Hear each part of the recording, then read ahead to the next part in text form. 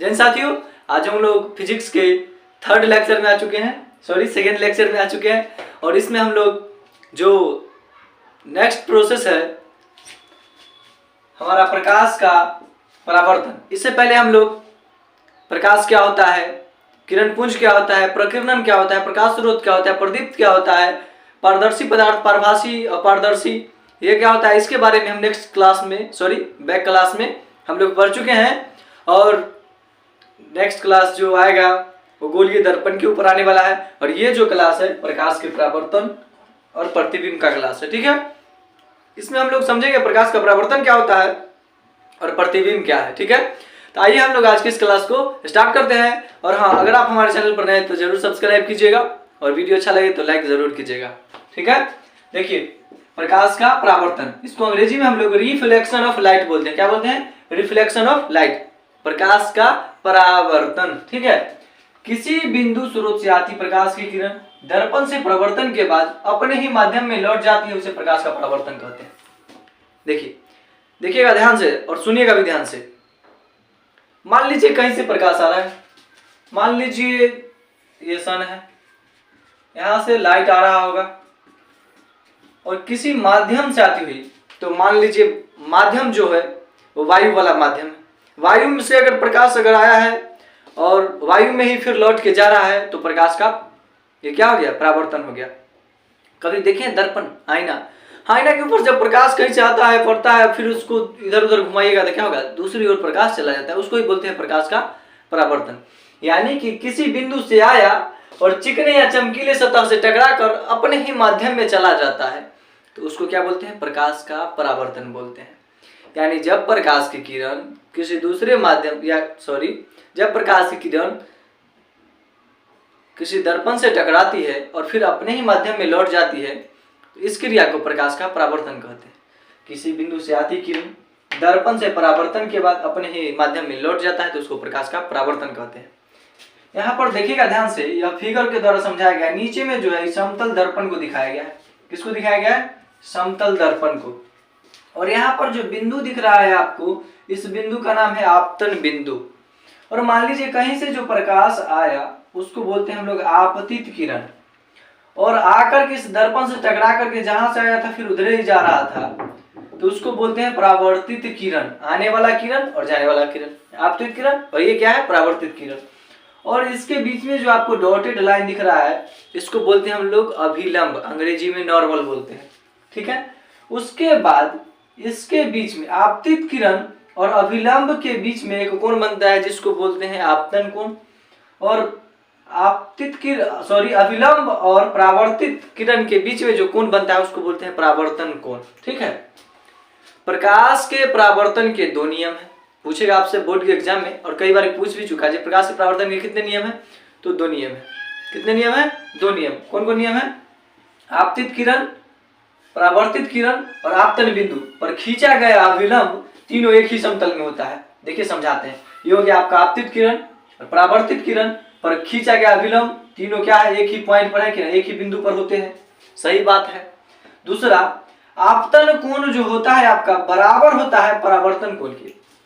ये आपका इधर जो दिख रहा है आपतन कोण, इधर दिख रहा है परावर्तन कोण, ठीक है। तो आपतन कोण जितना होगा उतना ही क्या? परावर्तन कोण होगा। अब इसमें बोलिएगा आपतित किरण क्या होता है? किसी बिंदु से आती प्रकाश की किरण जो दर्पण से टकराता है उसको बोलते हैं आपतित किरण, और दर्पण से टकराकर अपने ही माध्यम में लौट जाती है उसको बोलते हैं क्या? परावर्तित किरण। दर्पण से टकराकर जाने वाली किरण को क्या बोलते हैं? परावर्तित किरण। बोलेगा आपतन कोण क्या होता है? तो आपतित किरण अभिलंब के बीच के कोण को आपतन कोण कहते हैं। परावर्तन कोण क्या होता है? तो अभिलंब और परावर्तित किरण के बीच के कोण को क्या बोलते हैं? परावर्तन कोण। इसको छोटा आर से दिखाते हैं और आपतन कोण को छोटा आई से दिखाते हैं, ठीक है। अब चलिए हम लोग आगे देखते हैं। इसका नियम भी समझ गए। प्रकाश का परावर्तन क्या होता है? कहीं से भी आए और टकरा करके फिर वहीं चला जाए तो प्रकाश का परावर्तन। कबूतर उड़, नाम सुने ना? कबूतर बैठा रहता है, उड़ गया फिर से आ जाता है। ना समझ में आया? आईना लीजिएगा, आईना के ऊपर टॉर्च मारिएगा। आईना मान लीजिए हम ले लेते हैं, ये रहा आपका आईना। यहाँ पर प्रकाश ऊपर से टॉर्च के जरिए डालेंगे, फिर आपके ऊपर में जाएगा प्रकाश, ठीक है। तो जिस बिंदु से आप प्रकाश डालेगा उधर ही फिर वापस जा रहा है, तो क्या बोलते हैं। अगर हम नीचे में आईना को रख दे, ऊपर से टॉर्च मार रहे हैं आईना के ऊपर, आईना फिर से टॉर्च को ऊपर ही, मतलब जहां से रोशनी आ रहा है यहाँ से रोशनी भेज रहे हैं तो रोशनी को फिर ऊपर ही भेजेगा। जिस किसी माध्यम से आती प्रकाश की किरण दर्पण से परावर्तन, परावर्तन मतलब होता है लौट करके पुनः अपने ही माध्यम में चला जाना। परावर्तन के बाद अपने ही माध्यम में जो लौट के आ जाता है उसको क्या बोलते हैं, प्रकाश का परावर्तन। इसके दो नियम है, आपतित किरण, आपतित किरण, परावर्तित किरण पर खींचा गया अभिलंब, आपतित किरण, परावर्तित किरण और आपतन बिंदु पर खींचा गया अभिलंब, तीनों एक ही समतल में होता है। और ये जो आपतन कोण होता है परावर्तन कोण के क्या होता है, बराबर होता है, ठीक है। अब आगे देखिए, उसके बाद आता है आपका प्रतिबिंब। देखिए प्रतिबिंब को अंग्रेजी में क्या बोलते हैं, इमेज बोलते हैं। और एक होता है छाया, तो छाया अलग होता है और प्रतिबिंब अलग होता है। हम लोग फोन में फोटो खींचते हैं ना, तो उसको हम लोग बोलते हैं प्रतिबिंब। लेकिन वही अगर मान लीजिए सूर्य उदय हो चुका है और आप यहाँ पर खड़े हैं, तो आपका प्रतिबिंब, मान लीजिए सूरज इधर उगा है तो आपका प्रतिबिंब इधर बनेगा, सूरज उधर उगा है तो प्रतिबिंब इधर बनेगा, ठीक है। तो मान लीजिए आपका जो प्रतिबिंब मतलब वो बन रहा है तो छाया बनता है, क्या बनता है, वो छाया बनता है, तो उसको शैडो बोलते हैं अंग्रेजी में और उसको छाया बोलेंगे। लेकिन प्रतिबिंब क्या होता है, जिसको हम फोटो से खींच लेते हैं, क्लिक करते हैं और जो हमारे फोन में रहता है उसको क्या बोलते हैं, प्रतिबिंब, ठीक है। तो प्रतिबिंब को हम लोग अंग्रेजी में इमेज बोलते हैं। ये क्या होता है, तो किसी बिंदु स्रोत से आती किरण, प्रकाश की किरण दर्पण से परावर्तन के बाद जिस बिंदु पर मिलती है या जिस बिंदु से आती हुई प्रतीत होती है उसे उस बिंदु स्रोत का प्रतिबिंब कहते हैं। किसी बिंदु स्रोत से आती प्रकाश की किरण दर्पण से क्या होगा, परावर्तन हो जाएगा और जिस बिंदु से वो आता है या जिस बिंदु पर वो मिलता है उसको ही क्या बोलते हैं, प्रतिबिंब बोलते हैं, याद रखिएगा। और जिस ढंग से हम पढ़े हैं क्या, प्रकाश के परावर्तन के कितने नियम होते हैं, तो दो नियम होते हैं। उसी ढंग से प्रतिबिंब के भी दो प्रकार होते हैं, ठीक है। प्रकाश के परावर्तन के कितने नियम, दो होते हैं। प्रतिबिंब के प्रकार पूछे थे कितने, दो, वो भी दो है, क्या है, दो है, ठीक है। आगे देखिए, प्रतिबिंब दो प्रकार का होता है, वास्तविक प्रतिबिंब, आभासी या काल्पनिक प्रतिबिंब। आभासी प्रतिबिंब, दूसरा क्या होता है, आभासी प्रतिबिंब। आभासी का ही एक और नाम है जिसको हम लोग काल्पनिक नाम से जानते हैं, काल्पनिक प्रतिबिंब, ठीक है। तो हम समझते हैं क्या, वास्तविक प्रतिबिंब क्या होता है, यानी कि रियल इमेज, जो वास्तव में मिलता है, ठीक है। तो किसी बिंदु स्रोत से आती किरण दर्पण से परावर्तन के बाद जिस बिंदु पर वास्तव में मिलता है उसे उस बिंदु स्रोत का वास्तविक प्रतिबिंब कहते हैं, यानी रियल इमेज बोलते हैं। किसी बिंदु स्रोत से आती प्रकाश की किरण दर्पण से परावर्तन के बाद जिस बिंदु पर मिलेगा ना उसको ही क्या बोलते हैं, वास्तव में मिलता है जिस बिंदु पर, उसको ही क्या बोलते हैं, वास्तविक प्रतिबिंब, रियल इमेज। उसको हम पर्दे पर प्राप्त कर सकते हैं, ठीक है। वास्तविक प्रतिबिंब को पर्दे पर प्राप्त किया जा सकता है। आपसे क्वेश्चन पूछेगा किसको पर्दे पर प्राप्त किया जाता है, तो वास्तविक प्रतिबिंब को पर्दे पर प्राप्त किया जाता है, ठीक है। अगला क्या आपका, आभासी प्रतिबिंब।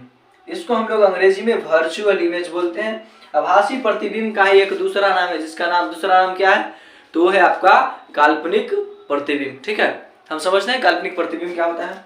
तो देखिए, किसी बिंदु स्रोत से आती किरण दर्पण से परावर्तन के बाद जिस बिंदु से आती हुई प्रतीत होती है उसे उस बिंदु स्रोत का आभासी या काल्पनिक प्रतिबिंब कहते हैं। देखिए ध्यान से समझिएगा। प्रतिबिंब में हम लोग सबसे पहले क्या पढ़े, जो किसी बिंदु स्रोत से आती प्रकाश की किरण दर्पण से परावर्तन के बाद जिस बिंदु से आती हुई प्रतीत होती है, जिस बिंदु पर मिलती हुई प्रतीत होती है, उसे उस बिंदु स्रोत का प्रतिबिंब कहते हैं। उसमें दोनों चीज आया था, ठीक है, प्रतिबिंब बोल दिए। लेकिन वास्तविक प्रतिबिंब में क्या बोले, दर्पण से परावर्तन के बाद वास्तव में मिलता है तो वास्तविक प्रतिबिंब। लेकिन आभासी प्रतिबिंब में दर्पण से परावर्तन के बाद जिस बिंदु से आता हुआ प्रतीत होगा उसको बोलेंगे क्या, आभासी प्रतिबिंब। और वास्तविक में क्या मिलता है और इसमें आता हुआ प्रतीत होता है, तब बोलते हैं वास्तविक या काल्पनिक प्रतिबिंब, ठीक है। इसको क्या, वर्चुअल इमेज में हमारा क्या हो गया, खत्म हो गया। अब आगे देखिए, समतल दर्पण। समतल दर्पण भी एक अच्छा टॉपिक है। समतल दर्पण, हमारे घरों में जो आईना इस्तेमाल होता है उसको हम लोग क्या बोलते हैं, समतल दर्पण, प्लेन मिरर, ठीक है। हमारे घर में होने वाले यूज आईना को क्या बोलते हैं, समतल दर्पण। ये हमारे तस्वीर को 180 डिग्री घुमा के दिखाता है। जैसे कि इस ढंग से लगाए तो हमारा प्रतिबिंब को भी क्या करेगा, 180 डिग्री घुमा करके हमारे ही फेस को क्या करेगा, उल्टा करके दिखाता है। यानी पूछा जाएगा समतल दर्पण प्रतिबिंब को कितना डिग्री घुमा के दिखाता है, 180 डिग्री, 180 डिग्री, ठीक है, आपको याद रखना है। और समतल दर्पण में वस्तु की दूरी बराबर होता है प्रतिबिंब की दूरी। मतलब कि अगर यहाँ पर आईना है और यहाँ से हम इतना दूर हैं तो आप आईना के अंदर भी आप उतने ही दूर पर देखेंगे। आईना को टच कीजिएगा तो अंदर से आपको फिगर क्या करेगा, टच करेगा। उसमें यहाँ पर स्माइल मारेगा तो अंदर में भी स्माइल लगेगा, वहां से दूर हटेगा तो आईना के अंदर भी पीछे हटेगा, ऐसा। ठीक है, यानी कि समतल दर्पण में वस्तु की दूरी बराबर क्या होता है, प्रतिबिंब की दूरी। अब हम लोग क्या करते हैं, समतल दर्पण की विशेषता को समझते हैं। देखिए समतल दर्पण की क्या है ये विशेषता, प्रॉपर्टीज ऑफ प्लेन मिरर, यानी समतल दर्पण की विशेषता क्या है, गुण क्या है। तो देखिए प्रतिबिंब दर्पण के पीछे बनता है। समतल दर्पण में प्रतिबिंब कैसा बनेगा, दर्पण के पीछे। कोई भी आईना में तो प्रतिबिंब दर्पण के पीछे ही बनता है, आगे थोड़ी ना निकल के हमको दिखा देगा। दर्पण के पीछे प्रतिबिंब बनेगा। उसके बाद प्रतिबिंब का जो आकार होगा वस्तु के आकार के बराबर होगा। क्या होगा, प्रतिबिंब का आकार जो होगा वस्तु के आकार के बराबर। अगर आईना के सामने अगर हम इस मार्कर को रखेंगे तो ये जितना बड़ा है उतना बड़ा आईना के अंदर समतल दर्पण में दिखाया जाता है। लेकिन आपको एक दर्पण के बारे में आगे पढ़ने को मिलेगा जिसका नाम है अवतल दर्पण। वो किसी भी चीज को बड़ा करके दिखाया जाता है और अवतल दर्पण का उपयोग दाढ़ी बनाने में किया जाता है, ताकि आपका जो फेस है छोटा न दिखा करके बड़ा दिखाई देगा। और उस आईने के सामने रहिएगा तो उसके बाद जब आप दाढ़ी शेविंग कीजिएगा तो आपको वहां पर मतलब कटने उठने का संभावना नहीं रहेगा। ठीक है, इसलिए समतल दर्पण जो होता है उसमें जो प्रतिबिंब का जो आकार रहेगा वस्तु के आकार के बराबर। अगर हम छोटा है तो छोटा ही दिखाई देगा, बड़ा है तो बड़ा ही दिखाई देता है। ठीक है, उसके बाद क्या है, प्रतिबिंब वस्तु की अपेक्षा सीधा बनता है। प्रतिबिंब जैसा वस्तु रहता है उसकी अपेक्षा क्या करेगा, सीधा बनता है। मतलब कि आपको घुमा करके दिखाएगा। अगर हम आर अगर इस ढंग से लिखते हैं तो उसके अंदर आर कुछ इस टाइप में दिखेगा। ठीक है, प्रतिबिंब में आर इस ढंग से आपको देखने को मिलेगा। प्रतिबिंब पार्श्विक रूप से उल्टा होता है, रियलिटी में वो क्या होता है, उल्टा होता है। और प्रतिबिंब आभासी होता है जिसको हम पर्दे पर प्राप्त नहीं कर सकते हैं। क्या आप आईना को देख रहे हैं तो क्या उसको हम रिकॉर्ड करके क्या दिखा सकते हैं, सभी को नहीं दिखा सकते हैं। तो इसका जो प्रतिबिंब बनेगा आभासी होता है, इसको पर्दे पर प्राप्त नहीं कर सकते हैं। प्रतिबिंब दर्पण से उतना ही पीछे बनता है जितना वस्तु उससे आगे रहता है, यानी सामने रहता है। जितना उससे वस्तु सामने में रहेगा उतना ही क्या करेगा, पीछे बनेगा। जितना दूर हटेगा वो भी दूर हटेगा, पास आएगा तो पास आएगा। ठीक है, आई होप आप लोग को समझ में आया होगा। आप चाहे तो इसका स्क्रीनशॉट ले सकते हैं, take a screenshot for that.